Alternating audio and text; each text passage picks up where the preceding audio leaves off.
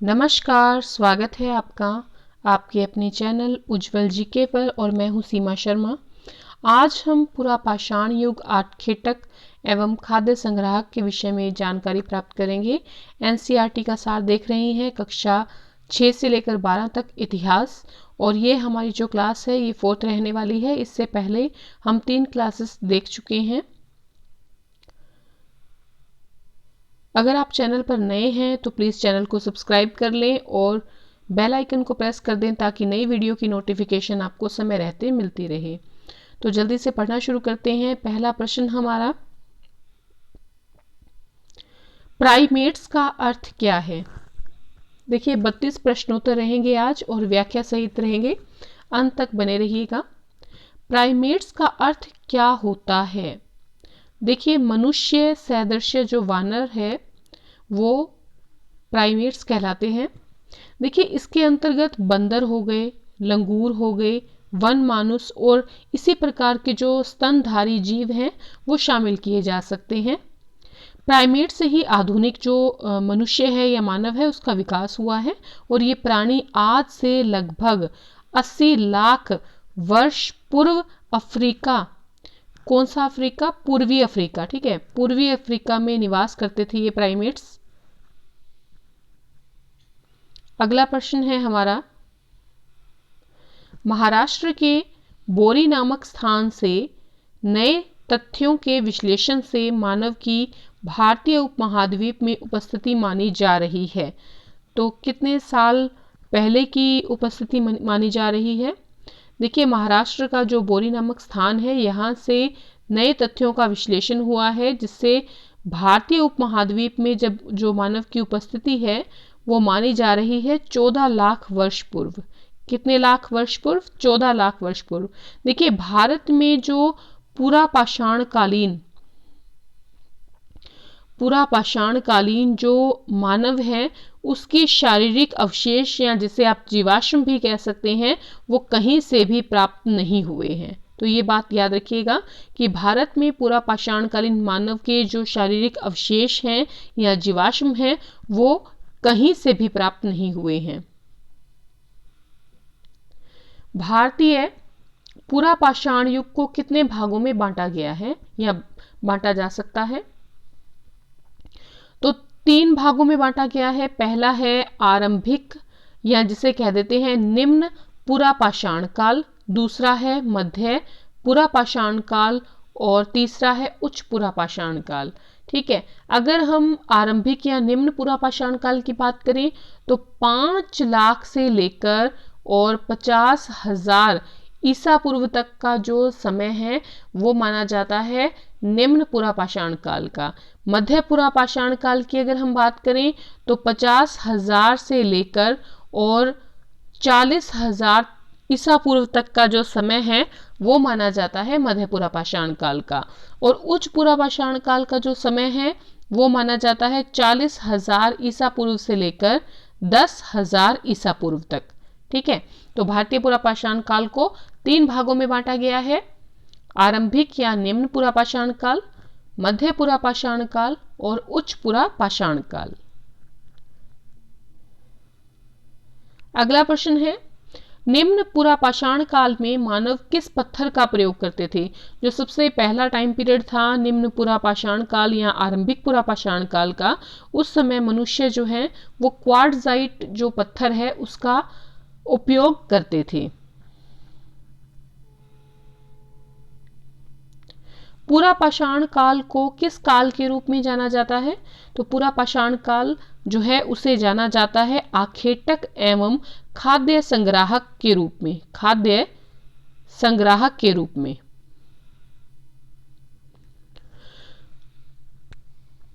देखिए मानव जब धरती पर संभवतः अति नूतन प्लीस्टोसिन युग के आरंभ में पैदा हुआ था, ठीक है, और इसी समय गायें हैं, हाथी है और घोड़ा जो है उसका भी उद्भव इसी समय में हुआ था जिस समय मानव का जो है जो आरंभ है जिस समय में हुआ। ठीक है, तो अगर हम एक टाइम देखें तो अति नूतन प्लीस्टोसिन जो युग है उसके आरंभ में पूरा पाषाण काल में मनुष्य जो है वो धरती पर जो है उसका आरंभ हुआ था।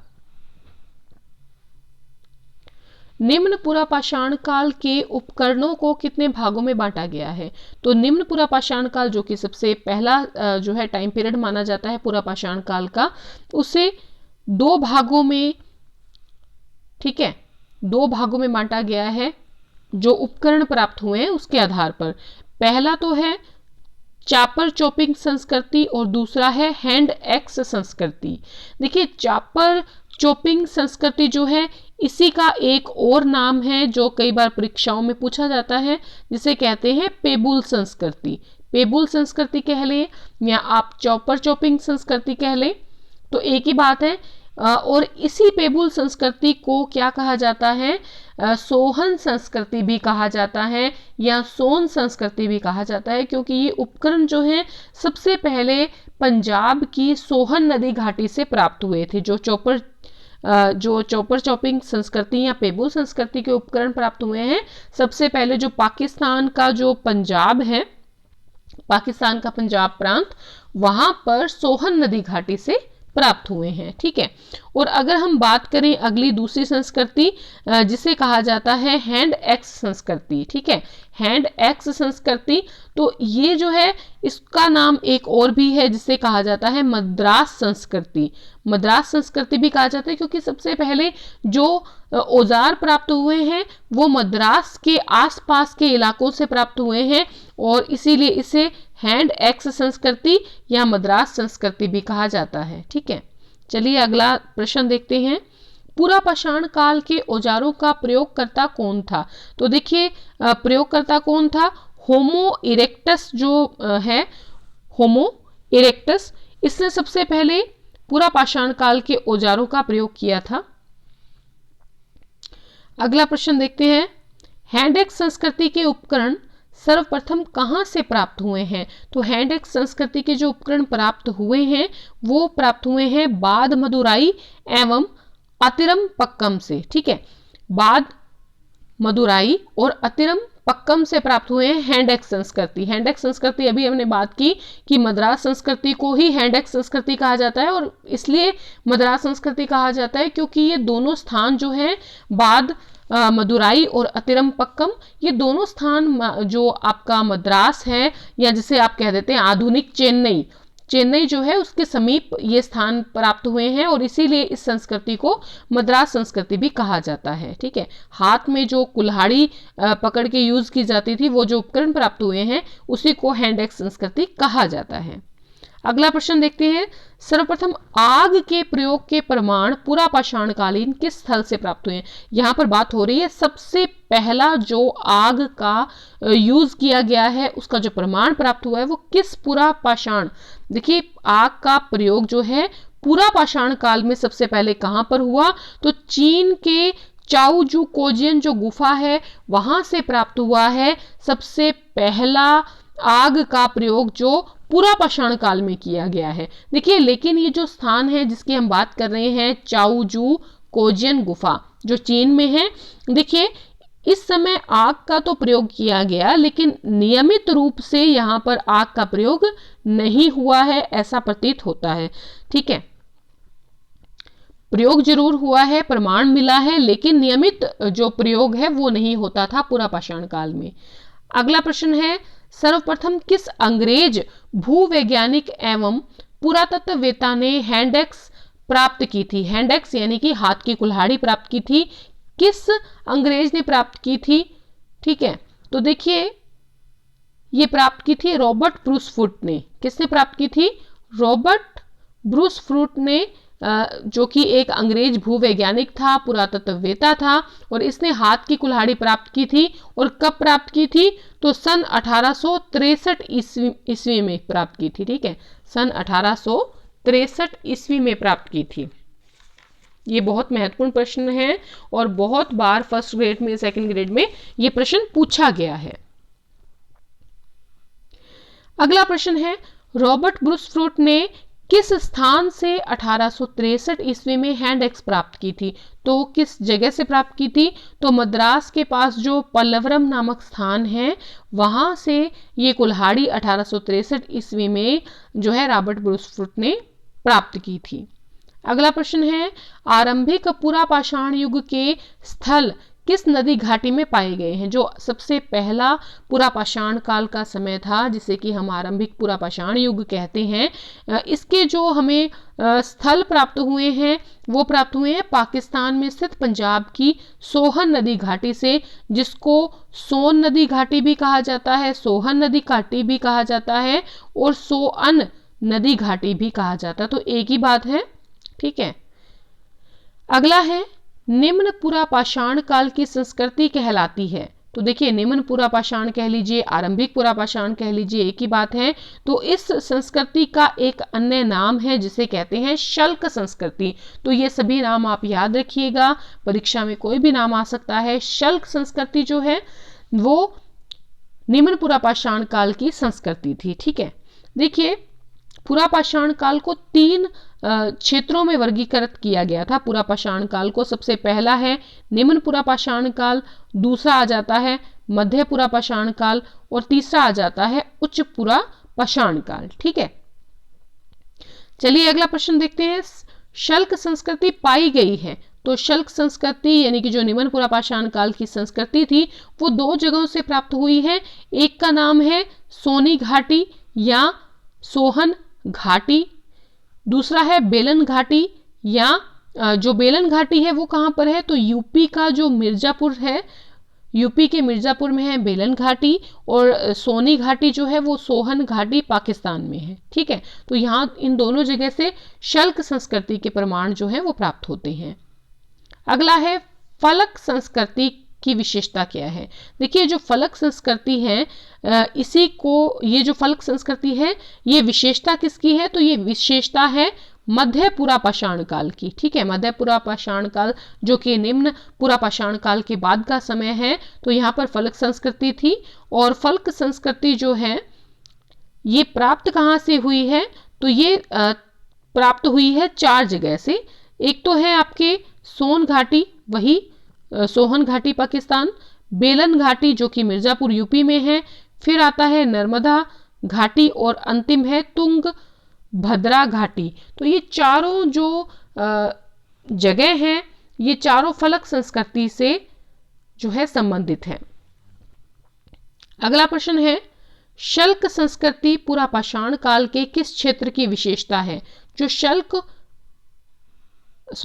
शल्क संस्कृति नहीं आएगा यहाँ पर ये देखिए, शल्क संस्कृति के साथ फलक संस्कृति यानी कि शल्क और फलक ये दोनों संस्कृतियां पुरापाषाण काल के किस क्षेत्र से संबंधित है?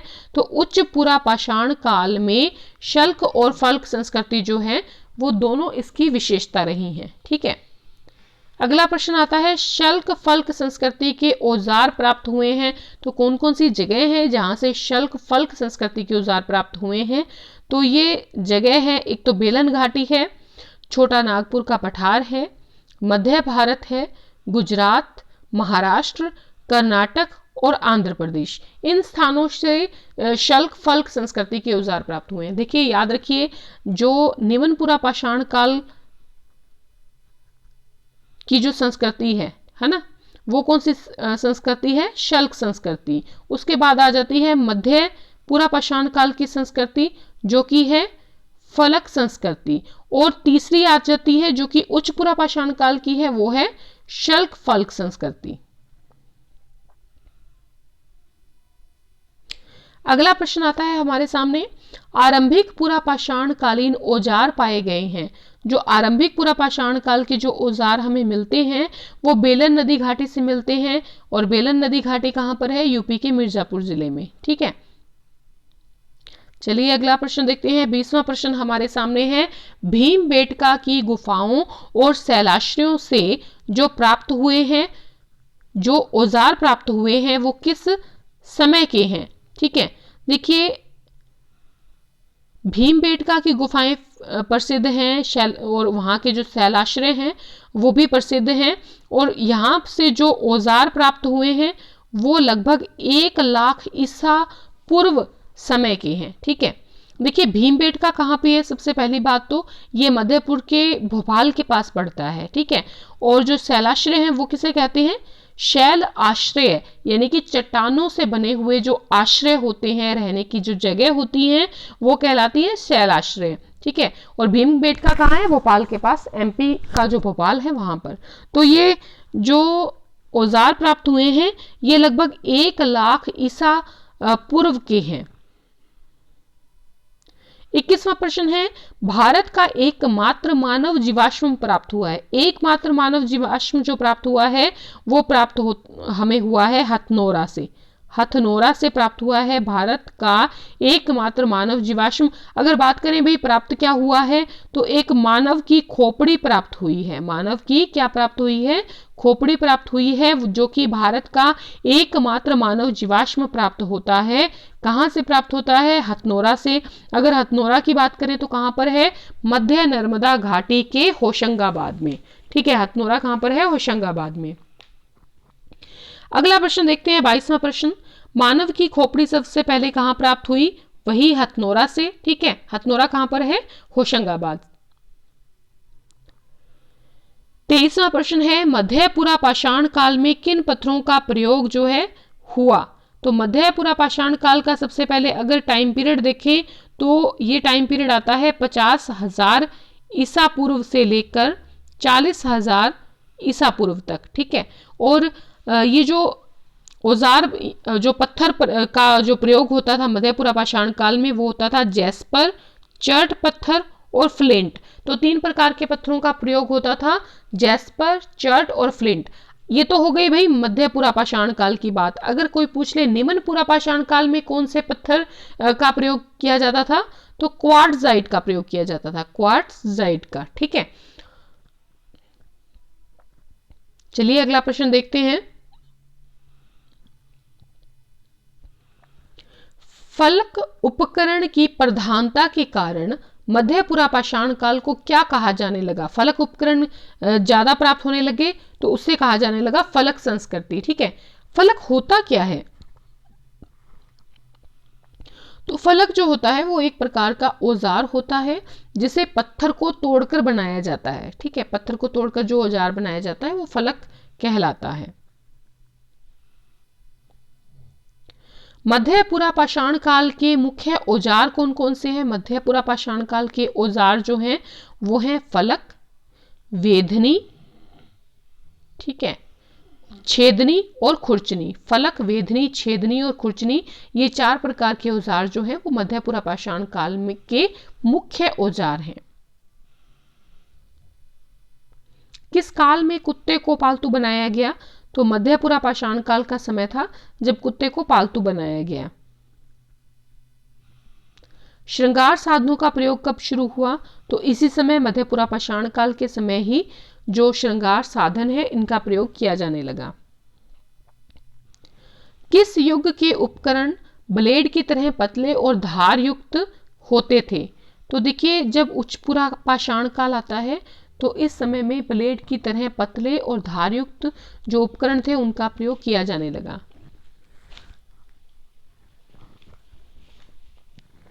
अगर हम बात करें उच्चपुरा पाषाण काल की, तो इसका जो समय है वो है 40,000 ईसा पूर्व से लेकर 10,000 ईसा पूर्व तक।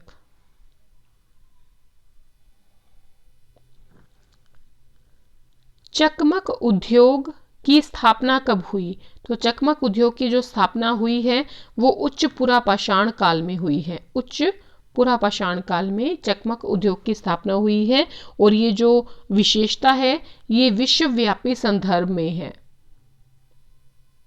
आधुनिक मानव का उदय कब हुआ है, तो आधुनिक मानव का उदय जो हुआ है वो हुआ है उच्चपुरा पाषाण काल में। उच्चपुरा पाषाण काल में आधुनिक मानव का उदय हुआ। अगर आधुनिक मानव की बात करें तो कौन सा मानव, होमो सैपियंस।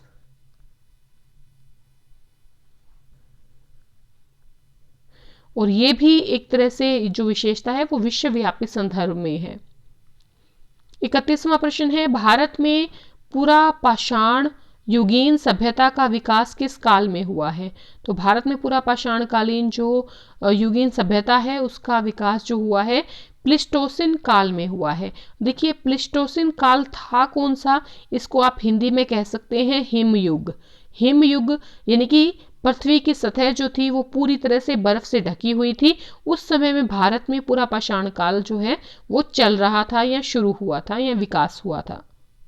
अंतिम प्रश्न है हमारा, महाराष्ट्र के नेवासा के निकट चिरकी से प्राप्त हुए हैं। तो चिरकी से क्या प्राप्त हुए हैं? चिरकी से प्राप्त हुई है हस्त कुल्हाड़ी, हाथ की कुल्हाड़ी, खुरचनी और भेदक। ये जो तीनों जो हथियार प्राप्त हुए हैं ये पूरा पाषाणकालीन औजार हैं। तो इस प्रकार से आज हमने 32 महत्वपूर्ण प्रश्न देखे हैं। अगला जो हमारा टॉपिक होगा वो होगा मध्य पाषाण युग यानी कि मिसोलिथिक।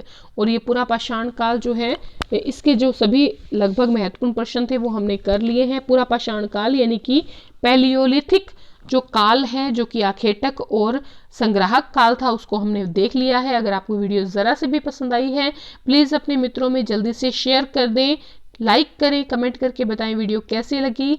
जल्दी से आपको सेकंड जो इसका पार्ट है मध्य पाषाण काल वो आपको देखने को मिलेगा। तब तक के लिए धन्यवाद।